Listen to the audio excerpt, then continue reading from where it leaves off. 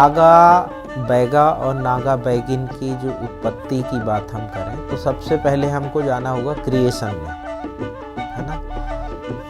चूँकि जो बड़ा देव है जब धरती बनाने के बाद उसको पूरा जल के ऊपर स्थापित करने के बाद में जलहारिन माता से सहयोग लिया और उसको रक्षा करने के लिए बोला। फिर जीव कुछ नहीं था इस संसार में, तो उन्होंने नागा बैगा और नागा बैगिन को जन्म दिया। नागा बैगा का मतलब होता है, दो तरह से इसको देखा जाता है। एक तो है जहाँ पे नागों का स्थान रहा उस जगह पे ये जन्म लेते हैं तो वो नागा कहलाए, और दूसरे निर्वस्त्र होने के कारण नागा। दोनों बातें हैं। तो मतलब नाग देवता, जहाँ नाग ही नाग थे उस जगह से हम पहुँचे तो नागवंशी हो गए और वहीं से जन्म लिए निर्वस्त्र, उनको नागा कहा। तो नागा बैगा और नागा बैगिन दोनों प्रथम स्त्री पुरुष हैं। और इनके मतलब बड़ा देव के पास ये जाने के, उनको जब बुलाया गया, बड़ा देव ने बुलाया कि मेरे पास आओ, आपको धरती को स्थापित करना है, कील लगाना है, ठोकना है, ये हिले ना। तो नागा बैगा तो चला गया, लेकिन जो बैगिन थी मतलब फीमेल, वो बोली कि मैं बिना वस्त्र के कैसे जाऊंगी बड़ा देव के पास। तो उसके बाद फिर टैटू का जन्म हुआ, तब उसके पूरे बॉडी में टैटू बना वस्त्र के रूप में। तो पहला वस्त्र टैटू है, तो टैटू से पूरे बॉडी में उसके कवर किया गया। फिर वो बड़ा देव के पास गई, बड़ा देव ने उन्हें फिर कहा कि आपको नया जीवन आगे बढ़ाना है।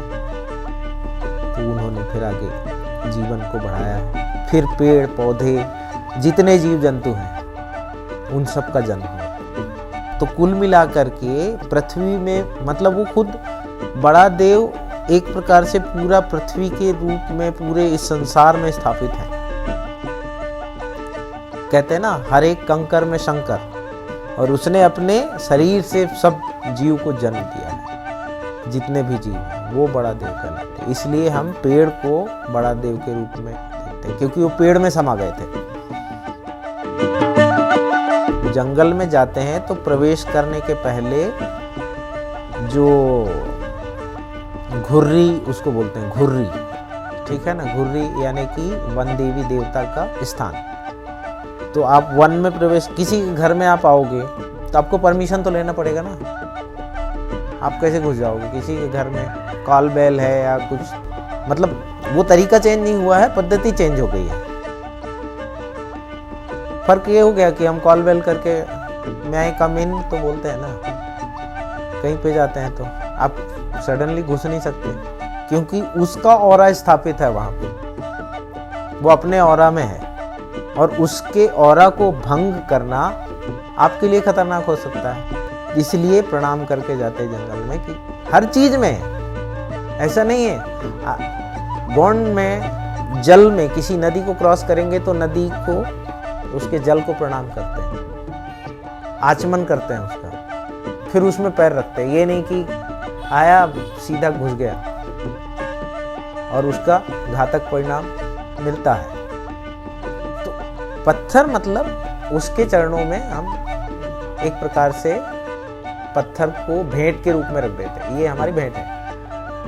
बस प्रकृति से जो चीज उठा के रख दो भेंट।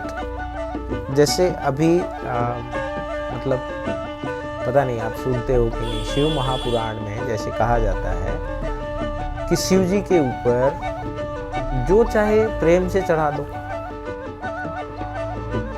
तो आपकी श्रद्धा है, आपके मन में लगता है कि मुझे भात ही चढ़ाना है भोलेनाथ, और कुछ चढ़ाऊं नहीं, है ना, चढ़ाओ।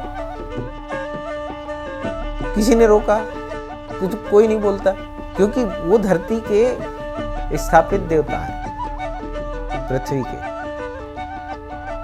जिसको बड़ा महादेव भोले सब बोलने लगे, लेकिन वो बड़ा देव वही है इस धरा में, जिसको सब कुछ चढ़ता है।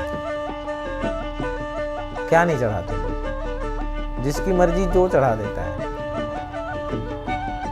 है ना, उसको वनस्पति चढ़ती है, उसको सारे चीज चढ़ते हैं। तो कहने का मतलब ये है कि हमारे यहाँ उसी चीज को माना गया है, प्रकृति को माना है, और प्रकृति में जो चीज है वो कोई चीज खराब नहीं है, क्योंकि उसने प्रकृति ने खुद निर्मित किया है। तो पत्थर को चढ़ाना मतलब हाँ हमारे पास यही है, सामने ये है, मतलब लो।